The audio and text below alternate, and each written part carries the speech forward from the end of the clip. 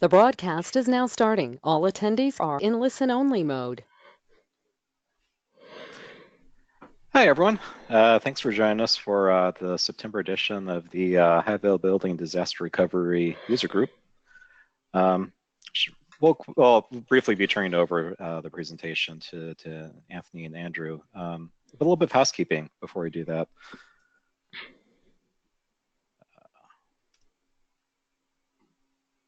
Sorry, folks, I'm having some technical difficulties right now. There we go.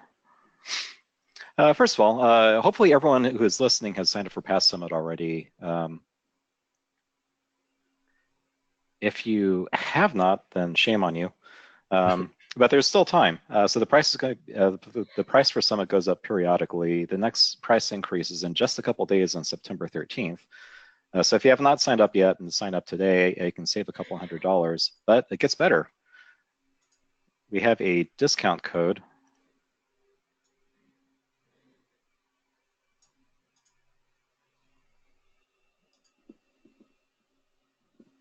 We just lost your screen.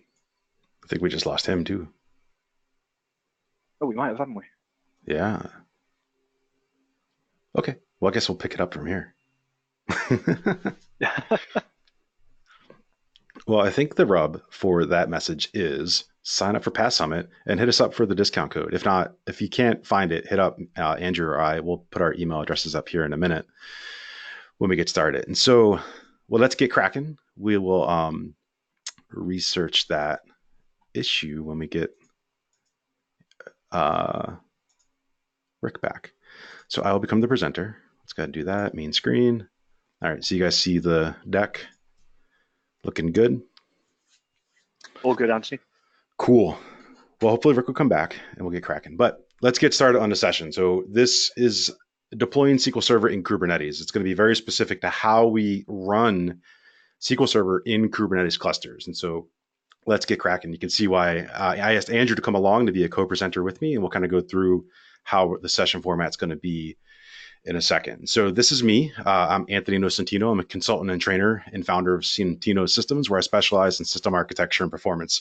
If you follow me on Twitter, you know I love things like Linux, Kubernetes, containers, SQL Server, that whole universe of things. If you have any questions about anything from today, hit me up via email or on Twitter. I'll be happy to answer any questions about those categories of tech stuff that I just previously described. I blog pretty frequently at centinosystems.com/blog.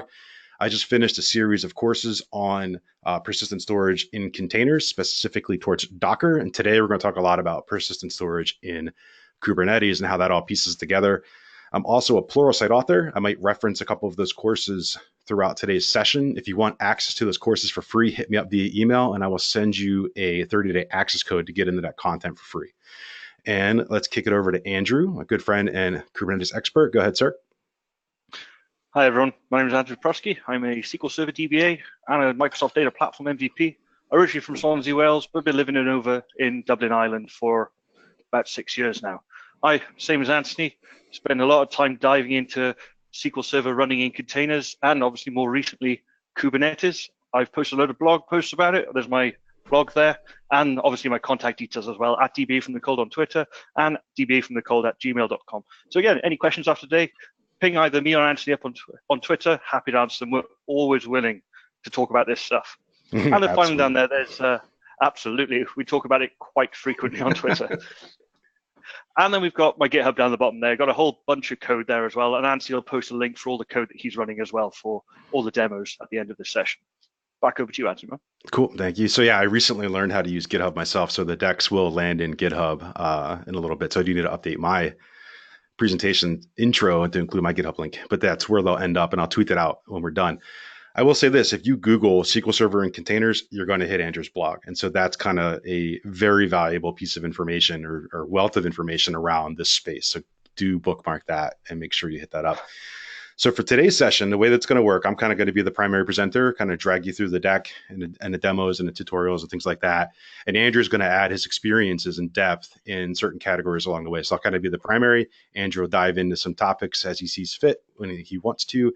And we'll just kind of have it be fun. We've been wanting to present together for a while now, and here is our opportunity to do so. So we're going to cover a lot. So running SQL Server in Kubernetes is not a simple topic, but you'll find there is some elegance in how this all pieces together. I'm going to show you some of the benefits of running SQL Server in Kubernetes. And the focus today isn't so much going to be Kubernetes, but how do you specifically run SQL Server in Kubernetes, and what are the things you need to look out for, the knobs and buttons that you have to push and tweak and things like that in your implementation. So kind of the big bucket items that we're going to go through.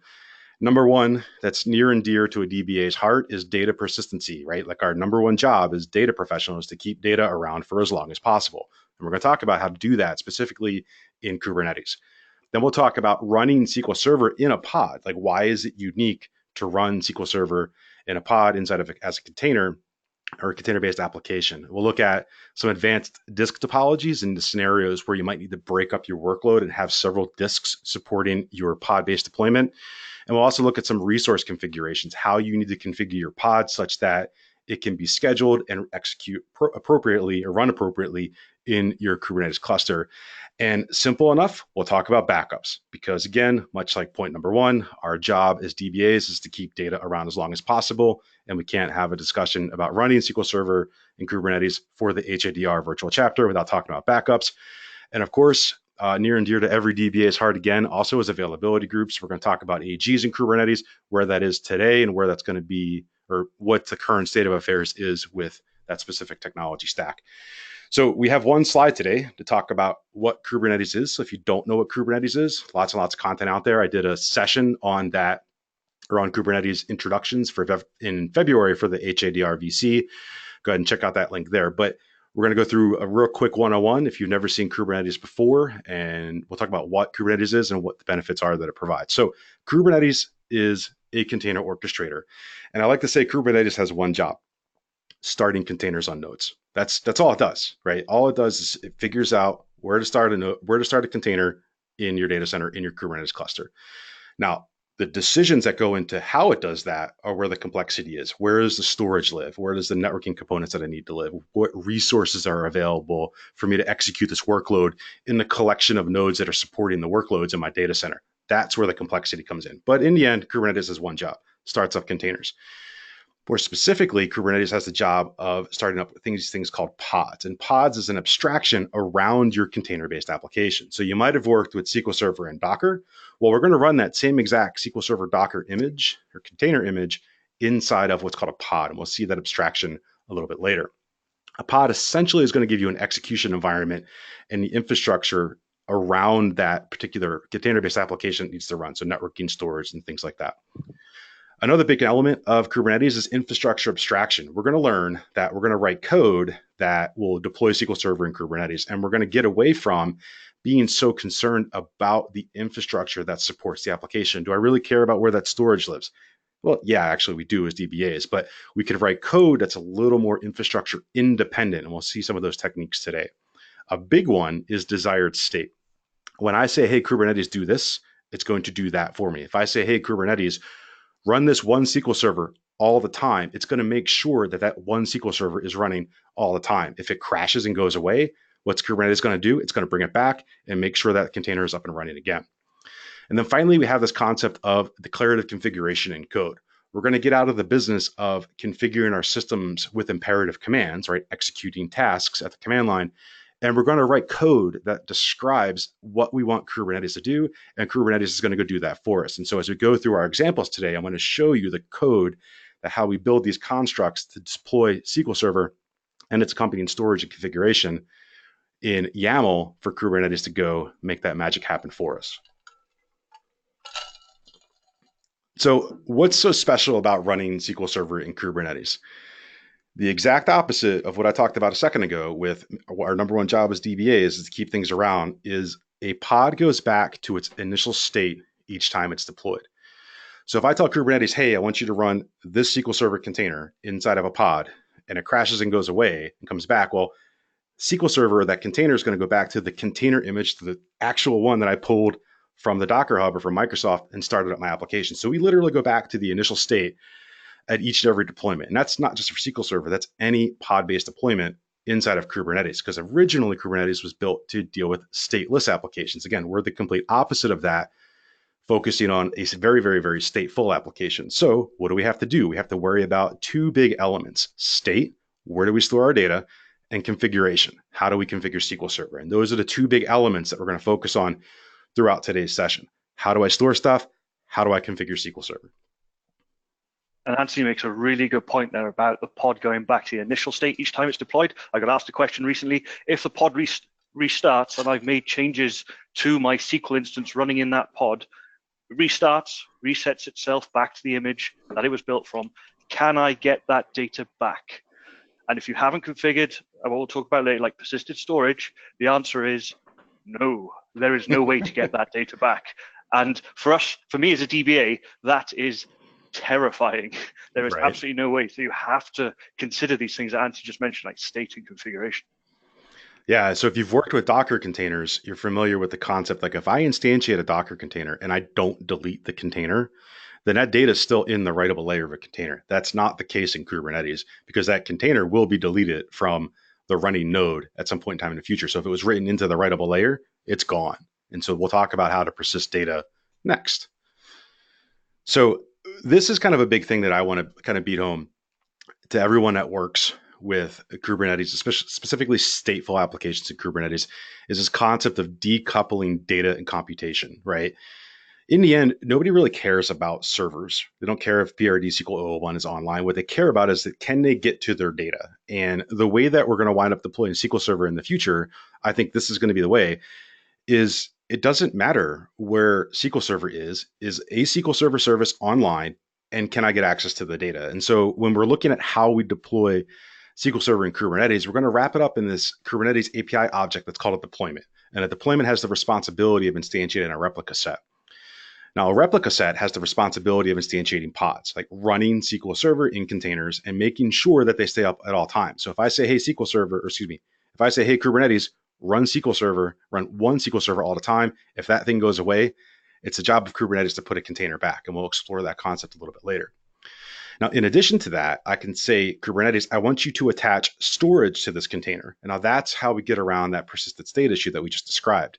SQL Server is going to write its data into the storage. It's the responsibility of Kubernetes to make sure that that storage is attached to the pod. And then we take all of this and we expose it to our users via a service. And so we point users at the service routes the traffic into the pod that's running that has the attached storage. And so this is how we'll go about providing state over time. And I left out to mention the configuration is going to be wrapped up of the SQL Server instance is going to be wrapped up in the pod definition of the deployment. And we're going to look at all of that code in a little bit. But this is kind of the standard paradigm on how we're going to deploy SQL Server in Kubernetes. We front end it with a service. We have a replica set supporting a pod. We attach storage. So let's focus on this element now, the storage element. And when you're working with SQL Server in Kubernetes, Kubernetes gives you some constructs or API objects that you can use to write code to build a storage infrastructure. And it's kind of a layering technique in how that storage is going to be exposed into the pod. And so bear with me as I kind of walk you through all the various layers that go into the storage infrastructure in Kubernetes. And at the base element is this thing called a persistent volume. A persistent volume is going to be administrator-defined storage that's part of your cluster. So you think it's literally going to be the actual storage that's going to be configured by you or your cluster administrator and exposed into your cluster. So things like iSCSI storage, NFS, Fiber Channel, Azure Disk, Google Compute Disk, Amazon Web Services, EBS disks, and things like that. This is going to be the very infrastructure-specific configuration of your disks. And that's going to be wrapped up inside of an object that's going to be exposed to what's called a persistent volume claim.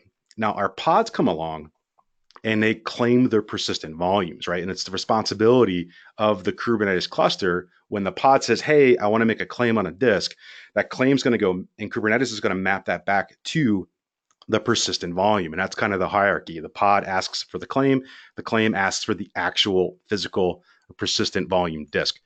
And the reason for that is that decouples the pod from the storage, right? So as I write code that says, I want SQL Servers to look like this in YAML, I get out of the business of having infrastructure specific code in the pod's definition, which means I can take that pod definition, pick it up and move it to another environment independent of the physical infrastructure, providing that infrastructure abstraction.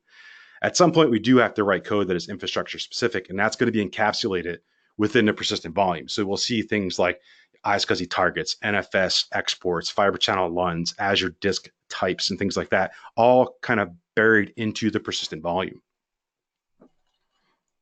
And I think the key thing here as well is that persistent volume has a life cycle that's independent of the pods that are accessing it. So those pods that are mortal and die and are reborn and spun back up by Kubernetes in that replica set, they can die and come back up. We still have that storage there. Right. It's the responsibility of Kubernetes to make sure that that volume attaches to our pod. And we'll look at that in the definitions as we get into that. And so what do we store on these persistent volumes, right? And we come along, we're going to write code that says, hey, I need some persistent volumes and persistent volume claims. We'll look at the code in the next slide, but what are we going to store in there? We're going to store primarily two things for SQL Server is concerned about, both the instance directory, so things like the error log, default trace, all of that stuff that you'd expect in the root of your instance, that lives here in var opt MSSQL. So if you worked with Docker containers, you've probably positioned a Docker volume at that location. Well, in Kubernetes, we're going to position a persistent volume claim backed by a persistent volume at that location. And so as SQL Server starts up, it's going to start interacting with what it thinks is var opt MSSQL, but it's actually mapped back to cluster storage at a persistent volume. In addition to the instance directory, which we're also going to have is the user database default directory by default is underneath that. So if we come along, we create user directories or user databases, they're going to live in this path, which again would be written to a persistent volume that's external to the pod. So we get that lifecycle independence that Andrew described.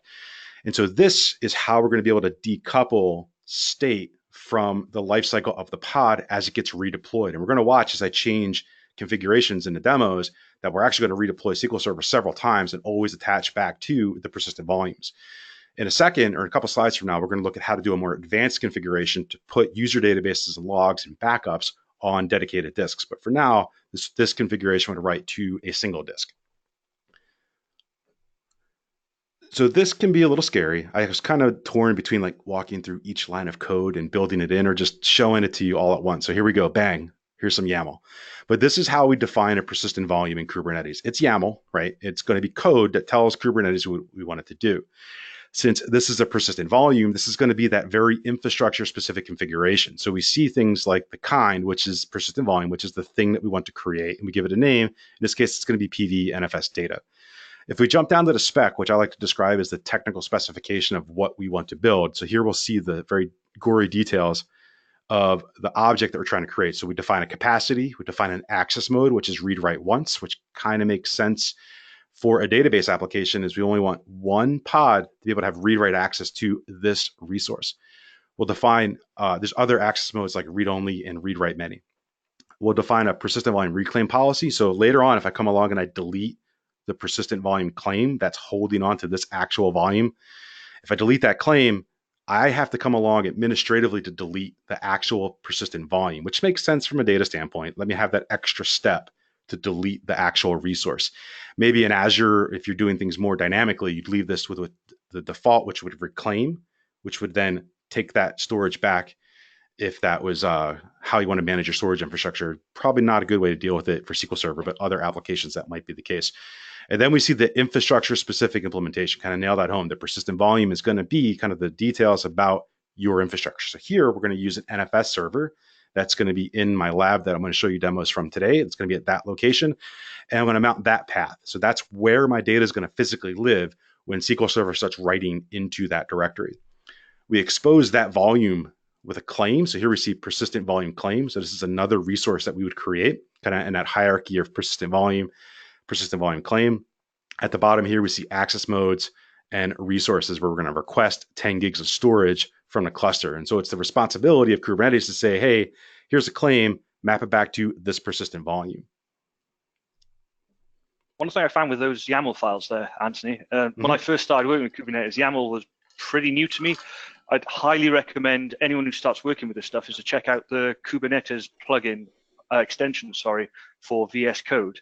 It has a really handy feature where it will actually tell you what each line of that is doing and how to format it and give you an explanation of things that are missing as well.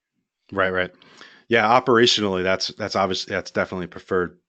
so that you can kind of fly through code with like an IntelliSense-like experience. Yep. Now that we've covered storage, right? We know where stuff is going to be stored, right? We're gonna have persistent volumes and claims. Now we need to take those claims and kind of bring them into the pods. And we'll talk about that in a second. But let's kind of shift gears and focus on how we're going to configure SQL Server, right? And we talked about this concept. Pods go back to the initial state every time they're created, which means it's weird, right? How do I assert configuration on something that's going back to some starting point every time? In SQL Server and in pod-based deployments in general across many applications, we can define configuration with environment variables. So we're going to wind up writing YAML code to inject or to set environment variables at runtime when the container starts up in the pod. And the pod will have those values set. So when an application starts up, it can go read those values, right? And so then the application knows what values it's looking for that are available as environment variables and make the appropriate configuration settings inside the application. And if you've worked with Docker containers running SQL Server, you've seen these two, right? Except EULA and MSSQL SA password. These are the two things that are required to start up a SQL Server container. And in this case, we'll need to set those to start up a pod running SQL Server because in the end, it's just running the container. So for these two values, except EULA is going to take a character of yes or no if you don't. I imagine it would shut down if you don't. But the SA password is something that we can store as a secret in the cluster. And that's a hashed value. It's not encrypted, but it gets you the ability to have our data stored in the cluster in a somewhat secure way. You can crack it open and view that text pretty easily. But in the end, it's going to be stored as a secret in the cluster. There's other things, integrations that you can do to securely store things like this, like Azure Key Vault integrations and things like that. For configuring your instance, it's not just these two. There's about 30 or so other environment variables that you can use or you could set in your pod's definition. So when your container starts up and starts reading the configuration from environment variables, you can go further in configuring the state of SQL Server. So things like starting up the SQL agent, enabling HADR, setting a product ID or TCP port. Other values are all configurable as environment variables. So you can get a lot of mileage out of this configuration. And so kind of to bring it together with configuring SQL Server and how it's going to interoperate with the storage that we have, let's talk about how SQL Server starts up the very, very first time when you run it in a pod. And so we'll define a pod definition, and we'll look at that in the upcoming slide, the YAML that goes through the whole pod definition. We'll define that we need a persistent volume claim and the configuration of our application. So that's kind of the core things that we're going to be doing here. And the very, very first time a SQL Server pod starts up, it's going to look in its data directory in var opt MSSQL and see that there's no system databases there. And inside that directory, it's going to then copy into the default directory from the SQL Server on Linux installation, which is inside of the container. It's going to copy what's required to start up the instance. It's going to be the system databases. And those things live inside of these things called single file packages, which are kind of a compressed way of Microsoft to distribute the core components of SQL Server. So those get copied into var opt MSSQL data or whatever data directory you're defining as your default directory. Now, that's the very first time SQL Server starts up. When it does that, it's going to read the environment variables. It's going to set the SA password and any of those other configuration attributes that you've stored. Now, what happens the second time it starts up? Let's say the pod crashes or we reconfigure it and it has to redeploy and recreate the pod.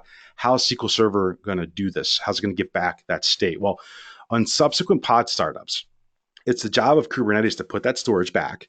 And when SQL Server starts, it's going to see that it has a master database already there, and it's going to read master. And inside of there, it's going to have the instance configuration and potentially the state of the whole instance in terms of user databases, right? And so those will be defined inside of master, the metadata about those. If they're accessible on the storage that's exposed into the Kubernetes pod, then they'll just be brought online. And so we've really kind of decoupled the pods, the container execution inside of the pod and the storage, right? So that all of that state's going to be persisted either in our storage and the configuration wrapped up in the pod's definition. And so this is going to be a lot of code, but we're going to walk through it very, very slowly now and what it takes to define SQL Server in YAML and expose that into your cluster. And so we're going to start off with this part here. This is how we define what's called a deployment. And a deployment has the responsibility of instantiating a replica set, which has the responsibility of keeping our SQL Server pod up and online at all times. So here we see API version, kind, metadata, and spec. So kind is deployment, metadata gives our deployment a name, and spec is the technical details of the deployment. So replicas 1 is telling Kubernetes that I want to always have one SQL Server online at all times. If something goes wrong, it doesn't matter. Kubernetes is going to put a pod back for me. We have a strategy of type recreate. And if I come along later in life, we're going to talk about this at the end of today's session, and I need to update SQL Server to a new container image, the default update strategy is called rolling update, which means Kubernetes will start up a new pod and then shut down the old pod. And if that's a SQL Server application, if I start up a new pod and try to access the databases, well, that new pod's going to crash and restart because you can't get an exclusive lock to the databases that are exposed into the pod. So we change that to recreate. And what that's going to do is shut down the pod and then start up the new pod on the new version of the application. So it's important in how we roll out our apps because that's not the default setting. Now, inside of the deployment, we're going to define a template, or more specifically, it's called the pod template. And inside of there, we'll have some metadata that describes our application. We're going to have some labels associated with that. Now, inside of the pod template, we define a spec, which is going to be the details of the pods that we want Kubernetes to start up for us in our deployment. And inside of the containers, we'll give it a name and we'll pull an image. And so here you can see we're going to be using the 2017 CU15 image to support the workloads that we're going to be working with today. That application is going to be listening on 1433. And here's the first important part. Well, they're all important, but this is the first part about configuration and state. Here's where we define configuration in terms of environment variables. So we start off with env : and then we have a list of the environment variables that we want to set. First one that was required, accept EULA, and we're going to assign it a static value of yes. Then we define SA password, value from, secret key ref, and it's going to pull the key named MSSQL, pull the secret named MSSQL and access the key SA password, which is going to have our actual password, and it's going to instantiate an environment variable with that set. Next up is we define some volume mounts. And now this is where we bridge the gap between the code that we looked at a few minutes ago, where we define the persistent volume claim. And here's how we map it into the pod and say, Kubernetes, I want you to do this. And so in volume mounts, we're going to access a volume named MSSQL-DB, and we're going to mount it at this location inside of the pod. So when SQL Server starts up, it's going to write data into var opt MSSQL. And behind that's going to be a volume that is named MSSQL-DB that lives in the persistent volume claim named PVC SQL data. And so that's how we bind that together. We have the persistent volume claim that we've defined in the code that we looked at earlier. Then we take this persistent volume claim and we name it MSSQL-DB and we expose it as a volume mount inside of the pod at that mount path. And so now SQL Server can write to that location, and Kubernetes does the abstraction to make sure that that data is actually sent off into the actual persistent volume.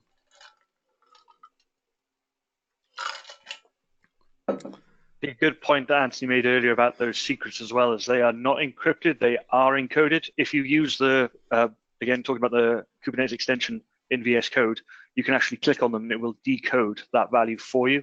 So even though it's a good way of hiding that SA password in your config files, do remember that it's not as secure as you think it is. Indeed. So now that we kind of got a feel for state and configuration, right? We talked about claims and volumes and all that fun stuff, and configuration with environment variables and how we bring that together in code. We just walked through the YAML that describes SQL Server. Let's look at how we would define a more advanced disk topology, where we're going to dedicate volumes for the different types of workload in SQL Server. And we'll go about defining a collection of persistent volumes and claims. And so volumes and claims will have a one-to-one mapping generally. And we'll have a series of persistent volumes and claims that will be mapped into volume mounts inside of our pods. But how do we kind of instruct SQL Server to consume these things? And of course, we're going to use environment variables to do that. We can leverage those to specify the default directories that we want SQL Server to interact with when it starts creating databases and things like that. And so the two environment variables that we're going to use today to set this is MSSQL datadir and MSSQL logdir. And we're going to set those to values of /data and /log. And so we're going to write in our demos today, we're going to go through some code that's going to map those two directories there, /data and log, back to persistent volume claims and back to persistent volumes. We're going to kind of see how that storage hierarchy all pieces together. Now, as we come along, we create new user databases. They're going to land in those directories. And just like we talked about before, once the pod is created, it's the responsibility of Kubernetes to make sure that those the storage is mounted and exposed at the right location, and then master will online all of the databases that live in these locations. And so you're talking there about creating the persistent volume and creating the persistent volume claim. Would you always statically create your persistent volumes, or would you, say, use a storage class and then have it dynamically created with what referencing it when you create the PVC? So that's going to be dependent upon your, let's say, implementation. So if you're doing this in Azure, if you're doing this in any of the cloud providers, you're going to be using what's called a storage class, which is a wrapper around the persistent volume. So you don't get in the business of statically creating persistent volume. So when I'm working with this locally, well, I don't have like a big fancy cloud disk subsystem inside of my laptop, so I can't make those kind of configurations. So I'm doing what's called static provisioning, where I'm individually defining each persistent volume and mapping them to a claim. If we were doing this in Azure, or if we had a very high-end disk array whose logo is orange, we could actually interact directly with those disk subsystems with what are called storage classes.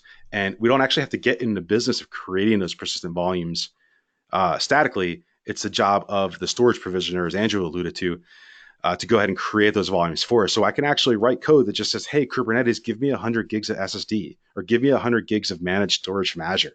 And it'll just go do that. And I get out of the business of even going so far as to creating the persistent volume itself. And so does that kind of answer what you were heading towards, Andrew? Yeah, absolutely.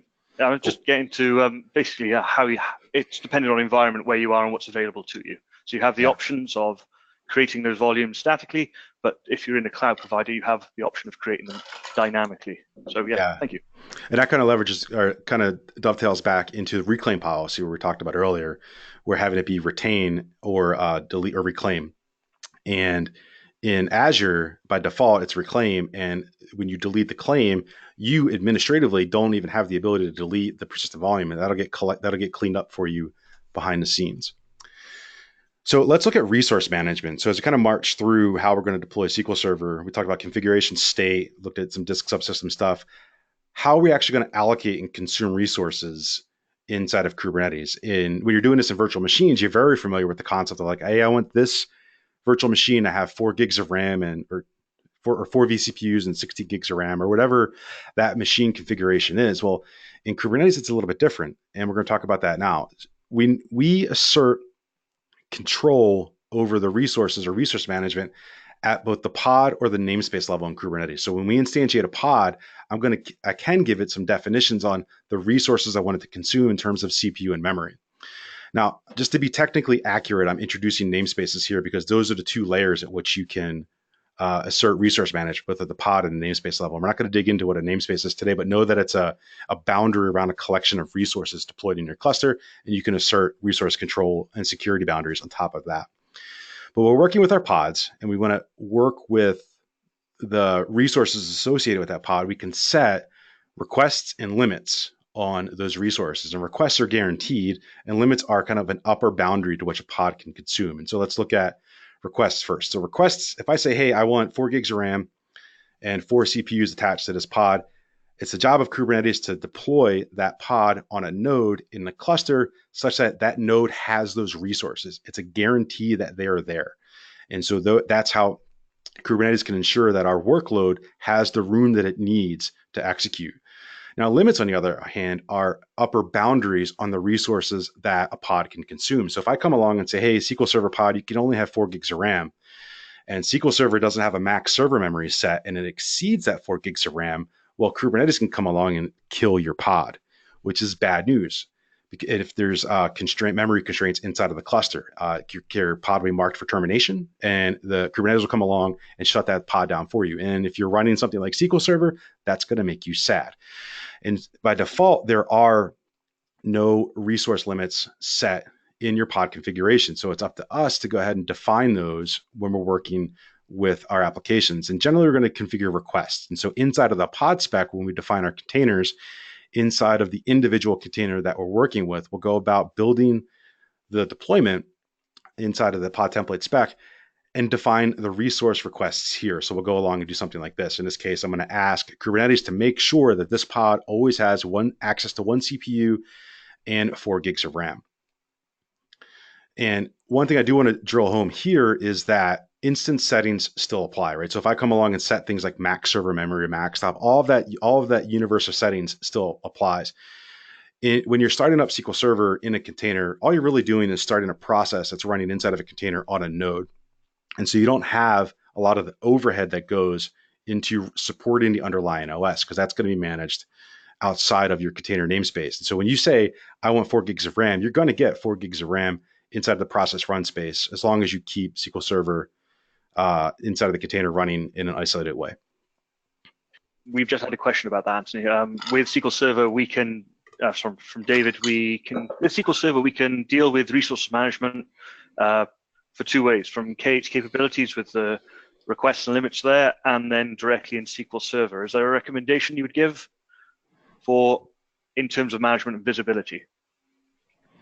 I'm not quite sure I understand the question of David. So here we go. So we can deal with resource management 2 ways. Capabilities mentioned directly from management visibility. So not unlike any other platform that you deploy into, you're going to have kind of 2 different views of the universe: what's going on at the cluster level and what's going on inside of SQL Server. And so we can still use our traditional tooling to look at SQL Server and how it's running. So DMVs and all that fun stuff we still have access to, but we still also have to worry about architecturally what's going along on the whole cluster. So it's no different than using a third-party management tool to manage SQL Server and using VM or vSphere or whatever it is to get a view of what's going on inside the cluster itself. Now, I imagine as these things mature, we're going to start seeing a convergence in the capabilities. But right now, I think using a third-party tool for SQL Server and using some of the cluster management utilities to manage the cluster as a whole will be an effective solution there. What are you seeing, Andrew, in your universe? I'm pretty much where you are. I'm always setting the requests and the limits. And then within SQL, I'm actually setting the default, the max memory limit as well, just so I've got a 2-way there. So the pod has its limit, and so does SQL as well, because obviously sometimes in SQL it can go above that limit, and then it has a hard limit at the top there as well. Right. And one of the I think I might have misunderstood the question. And one of the things that I would suggest folks to do, that you're probably familiar with the concept of multi-instance clusters and setting max memory per instance within a multi-instance cluster. And so the calculus on how to slice and dice the memory such that all of your instances will come online for like min server memory, excuse me. And so that kind of same calculus goes into this, making sure that each instance that you have instantiated on a node has the room that it has to live and breathe. And so things like min and max server memory are going to be valuable settings there, and max stop and things like that. And then also requests regards to CPU. So David's responding saying he means visibility from a K8's administrator.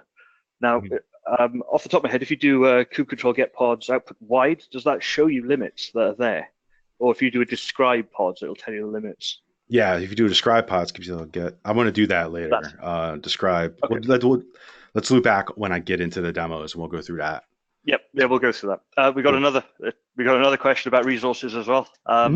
How does Kubernetes handle changes to the pod settings? So if you change the requested CPU from like 2 to 4. So we're going to cover that in the demos. But the way that out of the box it's going to do is whenever you change anything inside of what's called the pod template in a resource that's wrapped up in a deployment, it'll kill the pod and redeploy it. And so it literally will shut down the SQL instance and then redeploy it. And we're going to go through that in the demos. Excellent. Cool. All right, let's keep plowing ahead. And because I think the demos take about 20 or 10 minutes, and then we got 10 minutes after that. So we're right on time. Now let's talk about backups. Again, another thing near and dear to every DBA's heart.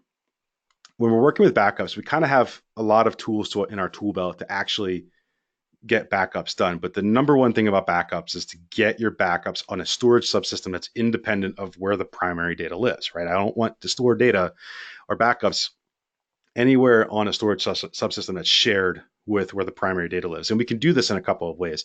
We can expose additional persistent volumes into our application, whether they're shared or dedicated. I can have a dedicated one attached to an individual pod or share that across many pods and write backups into it. And that pod or that persistent volume could be lots of different storage types. It could be Azure Disk if I'm in Azure or whatever cloud provider I'm using. One of my favorites is Azure Files. I can use a persistent volume that is Azure Files and write my backups into there. I can attach additional disks, and we're going to do this in the demos. We're going to attach an additional NFS disk to our pod. Or I could use SQL Server native techniques and do a backup to URL and do blob-based backups into an Azure storage account. Now, how do we drive this workload? Again, with normal techniques, right? We can use Ola Hallengren scripts wrapped up in a SQL agent job that executes just like it does today. And we can also leverage maintenance plans, or of course, DBA tools is a very valid way to be able to interact with with our Kubernetes resources. We're going to see that in some demos in a little bit, where we're just working with SQL Server with all the tools that we're used to when it comes to managing SQL Server itself. And so let's get into some demos where we're going to look at how to create a complex disk topology. We're going to set some resource limits and break a few things there intentionally. And we're also going to do some backups and learn about where the data actually lives in our cluster. And so let's go ahead and jump over to here and get into some things. So the very first thing that we're going to do, because I always forget to do it when I'm presenting, is I'm going to set the secret for the SA password. I've forgotten this many, many times and have struggled and sweated lots of bullets during demo fails, having forgotten to do that. So it's always first on the list now. Now in Kubernetes, like we talked about, everything's going to be declarative. We're going to write code to tell Kubernetes what we want it to do. And so inside these two files here, I have statically provisioned persistent volumes that we're going to expose with persistent volume claims. And so let's go ahead and run that code here. And while that's running, we'll look at the actual implementation details of each of these. Now we're going to build a SQL instance that has a dedicated volume for the instance, for the user databases, and the user log directory. And so here in this SQL.pv.yaml file, we're going to have 3 persistent volumes defined. And how you break up your YAML and organize it into individual files for me, is kind of a personal preference. So I like to see them by resources like this, but I certainly could have rolled this all into an individual file. But in here, I have the persistent volumes for each volume that I want to create. So I have 3. I have one for system, so PV NFS system, go up a little higher, PV NFS log, and PV NFS data. And so this is going to be the technical details of the persistent volume. Now the claim is going to be how we're going to expose this and name it as a claimable resource for our pods. And we're going to have a claim for each volume. So PV NFS data, PV NFS log, and PV NFS system, or PVC NFS system. So let's go ahead and close that. We'll go down and we'll ask Kubernetes for the details about these resources. And here we can see that PV NFS data is currently read write once. Its policy is retain. It is bound by this claim, which is PVC NFS data. And so that's going to be the thing that we're going to access to get access into this particular resource. We'll access this claim, which is mapped back to this volume, and one for each of the resources, log and system. So let's go ahead and run this code here to deploy SQL Server. This takes a second to run. And while that's running, I'm going to review the actual code with you. So this is much like the deployment that we went through in the presentation portion, but this one's going to be a little more advanced because it's going to have the code for each additional disk that we have. So that starts off just like we did in the presentation, API version, kind, metadata, and spec. I want exactly one SQL Server running at all times with a recreate update strategy. I have a pod template that starts here, and then the spec that starts here, which defines the container that I want to run, what it's listening on, and then here is our configuration. So here inside of env are the environment variables that we're going to set that are going to be instantiated when SQL Server starts up the first time inside of this pod. We're going to accept the EULA. We're going to set the SA password from the secret key ref. It's going to read from the secret store. I'm going to enable the SQL Server agent. I'm going to set the default data directory to /data, and I'm going to set the default log directory for user databases to /log. I've defined 3 volume mounts. One is going to be system, which is going to be our instance directory. That's going to be at this location here. We're going to have one named data, one named log, and they're going to be mapped at these locations. So now that I've described these mounts and where they're going to live in the file system, if I go ahead and look at the volumes below, we can see that the system volume mount is going to be using the system volume, and it's going to map back to this PVC NFS system, and so on for each of the independent volumes to support this workload. One for the instance, one for data, one for log. And these PVCs will map back to the PVCs down here, which then eventually map back to the actual place that the storage lives. And then I go ahead and define a service for access into this application so that I can reach my SQL Server. And if I do a kubectl get pods, hopefully that says running, and it does. So this is our SQL Server pod that is up and running and has been up and running for about 114 seconds. So I'm going to go ahead and grab the IP of that particular pod that's up, or a service that's exposed in our pod. You can see that's living on a cluster IP ending in 223. I'm going to store that in an environment variable and also the port that the service is exposed on. And if I ask SQL Server for its name, don't ask again, please. If I ask SQL Server for its name, you can see that I'm running my CU15 image, and that's up and running. If I create a database using SQL CMD and not specifying a file location, if I go and I ask SQL Server for the physical name from master files for all of the databases, we can see that my database that I created landed in /data and /log on those dedicated persistent volumes, and that my instance or my system databases are in var opt MS SQL. So SQL Server thinks that that data lives there, that it lives in var opt MS SQL, and that the data or user databases live in /data and /log, but they don't. It's the responsibility of the container runtime to do the abstraction of short-circuiting that path back to the actual persistent volume. And it's the job of Kubernetes to make sure that that persistent volume is attached to the node. So if I go to my storage server where the data actually is being written to, and I get a directory listing on the export, inside of here is where I'll see the real data, right? So in exports volume SQL system, export volumes SQL system data, there are my system databases. Inside of /data, there is my user database, and there is my user database log. And so this is where the stuff physically lives, but it's the responsibility of Kubernetes to wrap this up in a PV, expose it as a PVC, map it into the pod, and volume mounts to show it or expose it into the location that SQL Server thinks it's running at, which is in these locations here. Now, if you want to get into the gory details of kind of how it all pieces together, my favorite command in Kubernetes is kubectl describe, and I can describe any resource. In this case, I'm going to describe pods. Describe gives you kind of the gory details about what's going on inside of your pod. And so we go here, we can kind of go through all of the different volumes that are exposed. And if we go up a little bit further in mounts, we can see where they're mounted to and get all of that information if we need to review that. We can also see our environment variables and the other settings that are available to us. So I strongly encourage you to kind of use that as a tool to investigate further. So here, we're going to now assert some limits on the cluster, or on our SQL Server pod. We didn't do that so far. We didn't say, put a boundary around the resources that are being exposed in this particular pod. So I'm going to go ahead and run that code and jump over and look at resource limits so we can see what I actually set. So make sure I have the right one open. And in here, inside of the pod template spec, I'm defining resources as a request of 1 and memory 4 gigs. So I'm guaranteed access to 1 CPU and 4 gigs of RAM.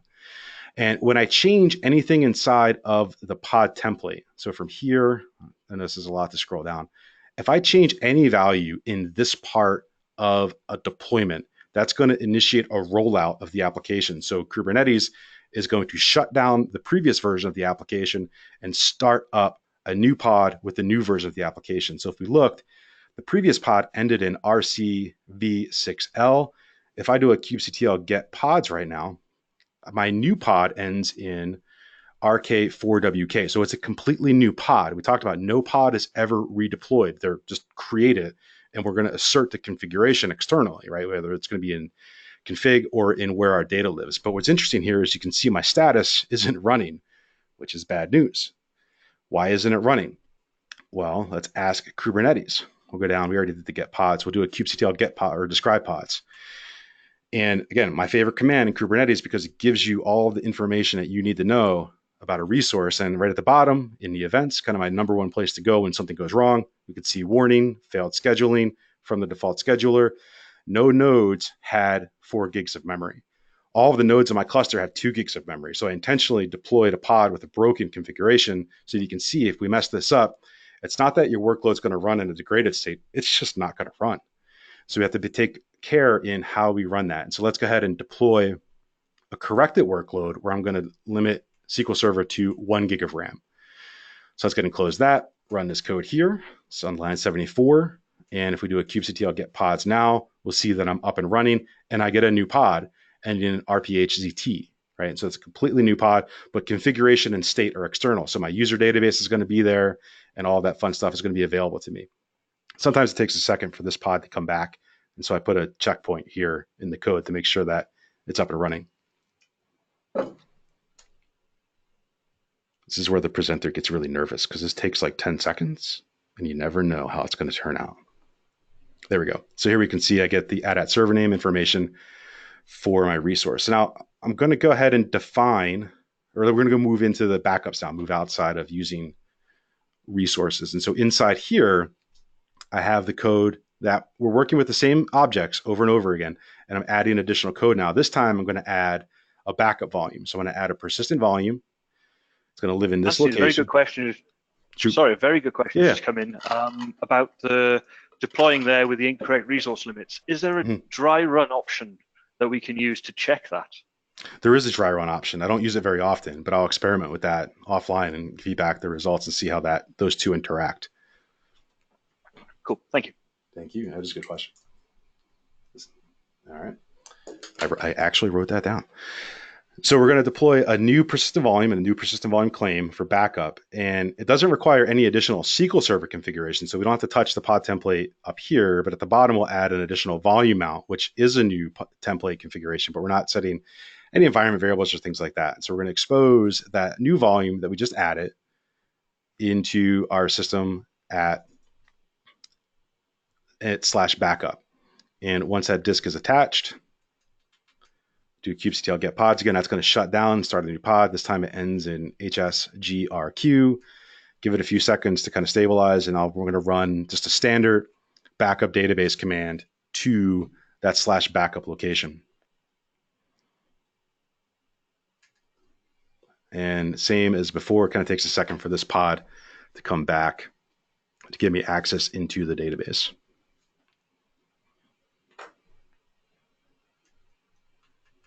So I think this is something that you've probably seen, Andrew, when you're working in some other topologies where you have to wait for the disks to move around. I think that's the latency that we're getting behind the scenes here. Yep. Sitting there with your fingers crossed, hoping that disk comes across. Right. And then getting really good at troubleshooting that data movement. So here you can see the backup, the backup completed.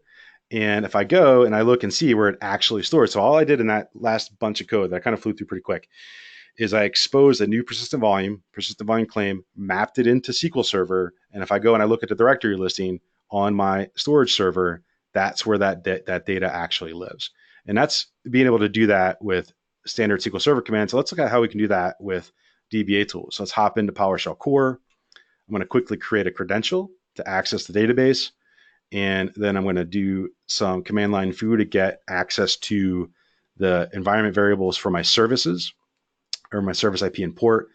And I can test the plumbing with Connect DBA database just to make sure that this exists. And then I want to go ahead and once I get that back, yes, run backup DBA database, right? And send my backups to /backup. And the idea here is there's really nothing special at this point, right? We just have SQL Server up and running, and we can leverage our standard tools to interact with SQL Server. Now, where that data lands, that's kind of a thing that we have to be concerned about. Is it going to land in the cluster, out of the cluster, in Azure, to URL, whatever that is, right? And so that being the main idea there, that we can use the tools that we're used to using to manage SQL Server inside of Kubernetes. And we can also look one more time back at the physical location. Even though SQL Server thinks it wants to /backup, the stuff actually lives here because of the abstraction that Kubernetes is providing for us. And there we can see our stack of backups available to us here. So we have 5 minutes left, and so we only have 2 slides, so no big deal. Let's talk about HA in Kubernetes and how this all works. And we've kind of seen it in action a little bit so far today. We're deploying SQL Server inside a deployment, inside of a replica set, and attaching storage and front-ending it with a service. And we saw that in the code that we wrote together, right, in the presentation portion, and we did it in demonstrations. But if SQL Server crashes right now, Kubernetes has one job: starts up containers, and it's going to realize that that SQL Server container is not running, and it's going to restart the container. Now, the failure that occurs can impact how quickly that restarts up. There's concepts called container restart policy and pod deployment, and those two have different startup times. But if you come along and just crash SQL Server with a shutdown no wait, you'll get SQL Server back in a matter of seconds. If the pod has to move between nodes in your cluster, then you have to do some calculus on how long it takes to move the storage from node A to node B in those scenarios, and that can be interesting. With deployments also give us the ability to move between versions of applications very, very easily. And so in that YAML where I described, SQL Server CU15 -Ubuntu, if CU16 comes out, I go back to that YAML file, I change the 5 to a 6, and Kubernetes does this. It instantiates a new replica set, kills off the container because we're going to be using the recreate update strategy, starts that container up in another pod inside of another replica set, and moves the storage for us. The load balancer moves from server A to server B at the bottom here, and our users don't know any wiser. And that can take just a matter of seconds to make that transition. And if something went wrong with your upgrade, you can roll back. I didn't know this till about a year ago, that you can move between versions of CUs within a version of SQL Server. So you can go from 15 to 16 and 16 back to 15 within a version of SQL Server, which is some pretty cool functionality. And being able to do that with Kubernetes allows you to really quickly patch your servers or move between versions if something goes wrong. I think that's one of the really, really cool things about running SQL Server in Kubernetes is the ability to roll back from a CU. Yeah. I've ever tried to uninstall a CU on a Windows box. Yeah. You'll know that pain. I actually had a customer ask me, they had a server, they didn't want to rebuild it. And they were like, I want you to uninstall 17 and install 12. And I'm like, this just feels so wrong. But that's a story for the pub. So availability groups in Kubernetes. This is interesting. The release notes for RC1 came out, and in the list of things not supported is AGs in Kubernetes. So this hopefully will be coming out sometime in the future, sometime down the road in running availability groups in Kubernetes. And so let's kind of talk about this universe quickly. So the container images existed for 17, SQL Server 2017 and 2019. AG support started showing up in 2019 in the early CTPs. I think Andrew and I both started blogging about it, and some other bloggers like David Baberin and Klaus Asherbrenner all blogged about this late last year when it came out, because this is, I think, really game-changing stuff in how we deploy AGs in Kubernetes, because a lot of the complexity that we had to deal with in cluster management is going to get buried in Kubernetes, and we can still kind of leverage the economies of scale and supporting a larger cluster environment than having to have SQL Server ninjas focusing on how do we deploy AGs and trying to push that complexity into cluster. And so the topology for that looks like this, where kind of the constructs that we've been working with today, but adding an additional layer of detail. So at the core of each one of these diagrams here, you can see SQL Server running inside of a pod, running inside of this concept or this box called a stateful set. And a stateful set then running on each node, right? And so the idea is it's the responsibility of Kubernetes to ensure that there is a SQL Server running on physically independent nodes with persistent names, right? So we have names for each of the individual SQL servers that persist pod deployments. You saw when I recycled the pods going through the various iterations of our configurations today, the pod name changed, right? Well, that's kind of bad news in something like an availability group that needs to know the state of the system as a whole based on the name, right? So we'll have naming that's persistent beyond deployments, which is very valuable. In addition to naming, stateful sets also provide persistent storage such that SQL Server knows, or excuse me, Kubernetes knows which pod is accessing which storage at all times and making sure that's mapped to the correct pod as it's being replicated by the availability group at the application level. And with this, we'll get load balancers or services exposed, like the services that we used or consumed in the demos for the read-write replica and the read-only replicas. And that's kind of the topology or the architecture for running AGs in Kubernetes. The key facets being persistent naming for the nodes and multiple copies of the data, because when we're working with replica sets and deployments, we still only have one disk, right, behind the scenes. We're going to protect that disk with all the goodness that we would with regards to how our storage subsystems would protect those disks with RAID levels or in Azure with multi-disk replications and things like that. But having AGs gives us that DR story of having multiple copies of the database distributed across physical storage, if that's what we need. And so to review, we kind of plowed through a lot today. We talked about data persistency and storage in Kubernetes. We talked about how to run SQL Server in a pod and why it's unique. Like, what do we have to be worried about? Things like state and configuration. We looked at some more advanced configurations with terms of disk topology and resource configurations. And of course, backups is a big story inside of how we maintain our data sets in Kubernetes or in SQL Server in Kubernetes, and also AGs, right? So hopefully at some time in the future, we'll see that come down the pipeline. From a resource standpoint, where do you go next? If you're new to Kubernetes, you have Docker on your laptop, you have Kubernetes, you're about a checkbox away from running that in your cluster or on your system. So some of the demos that today would work, but a lot of that, the persistent volume stuff is going to be storage dependent. And so that would be the part where you'd focus on making that work for your individual need. If you take my code or our code and you want to run it in a managed service provider like Azure or EKS or Google, all you really need to do is rip out the persistent volume, replace the persistent volume claims that are specific for your storage infrastructure, and you can run with the code that we have today. If you're interested, again, like I said, I'm a Pluralsight author. I have tons of courses on Kubernetes now. One more should come out this week on deployments specifically. If you want free access to that stuff, hit me up via email, because I want you to be able to kind of follow up on these techniques if there's something that you want to dive into in more detail. And so if you have any questions, let's kind of open it up, even though we're a minute into the red zone, kind of talk about if there's any questions. Yeah, we've got a load of questions. The first one, not in any order, because the first one was, what are you running on locally there? Are you using Docker for desktop for Mac with Kubernetes? No, this is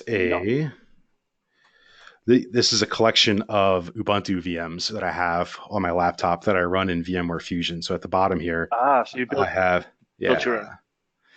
And because I want to have straight Kubernetes, like not Docker's version of Kubernetes, especially for when I'm teaching, because I want it to be as raw Kubernetes, right? Okay. So yeah, you've built a load of VMs and built your own cluster there. Yeah, that's covered in gory detail in this course, right? And so again, free. I'm not trying to sell you anything. If you want free access to the stuff, hit me up via email, and I'll give you a trial code. Okay, so we've got a whole bunch of stuff here. Are you aware if there are any plans to support salting the SA password in Kubernetes in the future? Hashing is okay. Without salting, it's pretty insecure. It's very insecure. That's really a question for the Kubernetes groups that manage those facets. So I would look in GitHub. That's one of the good things about Kubernetes is it's open source. I would go and look in GitHub and see what is happening around that conversations. In the Kubernetes universe, they have special interest groups that are in charge of the larger facets of development of Kubernetes. And I would imagine, I haven't interacted with it, but I would imagine there's a security group that's in charge of like those kind of things and see what the decision points are around the future state and why they're doing it the way they're doing it today. I imagine that's all captured in GitHub. Mm-hmm. Okay, next one. General question, is SQL Server in Kubernetes for development, or do you know of any customers who are running it in production? So I don't know of any customers running in production. If you know any, send them my way. But that's, I'm seeing it a lot. I'm seeing a lot of interest in it from my customer base and other customers that are interested in doing it in kind of their next generation. So they're really kind of looking at it architecturally and how they build their next generation platform. Because not a lot of people are going to gut out what they have today and replace it. I mean, I think we see that because we're still dragging 2008 R2 instances forward, right? But yep. As people kind of vision what's next, people are starting to look at this. And when you start seeing the operational benefits of rollouts and persistent storage and replica sets and all of those things that make SQL Server deployments, I think, very easily.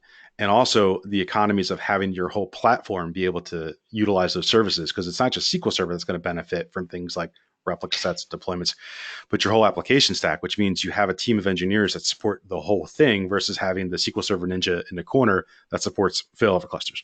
No offense, we've been doing that for a long time together as a group, but I think the future state, as people rethink their data platforms or their application platforms, are going to start looking at this more seriously. I agree. I'm in the midst of a proof of concept for running SQL Server in Kubernetes in production. We're trialing out different platforms. We've had a look at AKS, EKS, haven't had a look at GKE yet. We had a look at VMware's PKS. And so far, we haven't hit any real roadblockers there. The main thing for us is it does take a re-architecture of how we're deploying SQL Server. And so we need to start thinking about how are we going to have, we don't want these big, huge instances anymore. We want to scale out our instances of SQL Server instead. One thing I was thinking about, and what would be really good for a lot of people running, say, all those applications that require that instance of SQL Express running on a VM somewhere. Shove all those into Kubernetes, forget about them. You've all of a sudden got your high availability, you've got easy way to patch them, put them in there, let them go off. I think that'd be a nice way of using, say, not in production so much, but a corporate environment. Or even a stack of development or developer edition ones for developers to bang against, right? Yep, had in my previous couple of jobs ago now where we moved the entire QA stack of SQL servers into Docker containers. And yeah, it worked absolutely brilliantly. The only problem we had was we were running Docker on a single physical box. Right. Came in one morning, that physical box was down, the entire QA environment's down. Right. So yeah, actually having those in a Kubernetes cluster, one node goes down, they all move over to the other node. We can fix the other node in the background, bring it all back online, no downtime. 10-4. Okay, so another question, and there's a couple of these. What's the licensing requirements for SQL Server in Kubernetes, Anthony?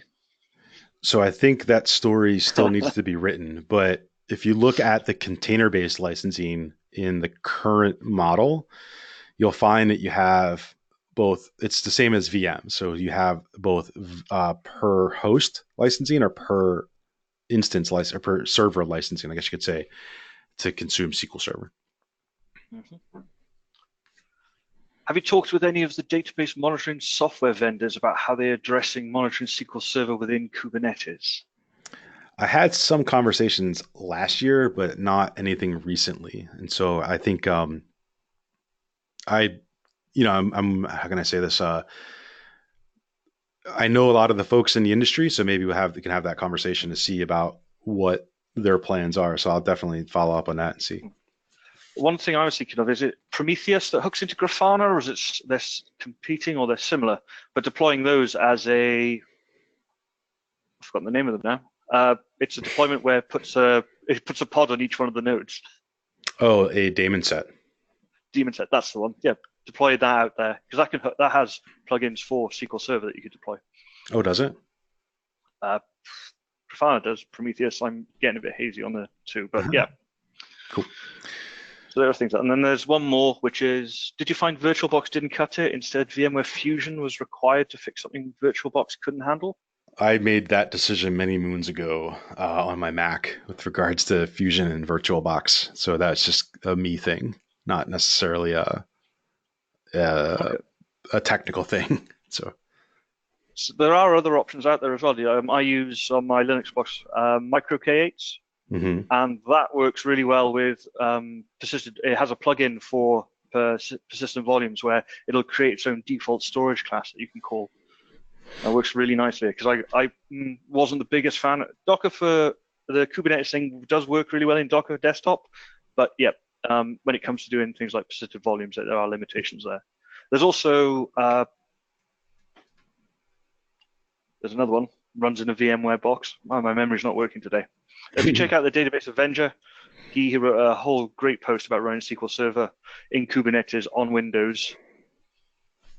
If you want to check that out, that's a great article there as well. Cool. I think you want to go ahead and wrap it up, kind of in the red zone here. Well, we lost Rick, but thanks, Rick, for opening it up for us, and the HADR-VC for... I'm actually back. Sorry about cool. that, guys. Yeah, I don't know what happened. I think I managed to kill GoToWebinar on my PC. I'm just glad I didn't derail the entire presentation. What's that? Oh, I'm just glad I didn't derail the presentation by dropping off. That's right. It's the just remembered. It's Minikube, which is the option that you can use for SQL Server on Kubernetes on Windows as well. I have feelings about Minikube. Again, kind of like VMware Fusion versus VirtualBox. It's not very, they're not very professional feelings. So, Okay. all Okay. right. Well, cool. Well, thanks for having me, Rick. I appreciate it. Andrew, thanks for kind of coming along and kind of adding the value, that extra stuff that make this conversation pretty beneficial, I hope. No, thank you for inviting me. Yeah. Yeah, thank you both for coming. No one would tune in to hear me talk, so.